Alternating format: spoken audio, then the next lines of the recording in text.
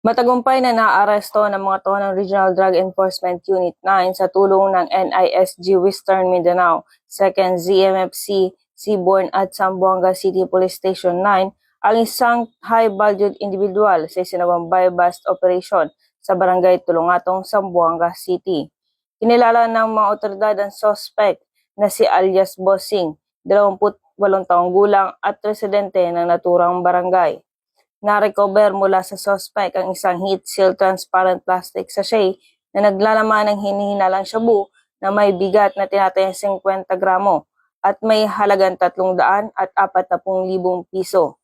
Na-recover din ang 1,000 piso na mark money at 49 pieces 1,000 peso bill bilang bugos money. Sa ngayon, ang mga nakumpiskang ebidensya ay dinala na sa Regional Forensic Unit 9 para sa masusing pagsusuri, habang ang suspect ay kasalukuyang nasa kustudiya ng Zamboanga City Police Office para sa tamang disposisyon. Mula rito sa Zamboangang Peninsula, ako ang inyong PNN correspondent, Patrolwoman Joy Sabiog, alagad ng batas, tagataguyod ng Balitang Pulis.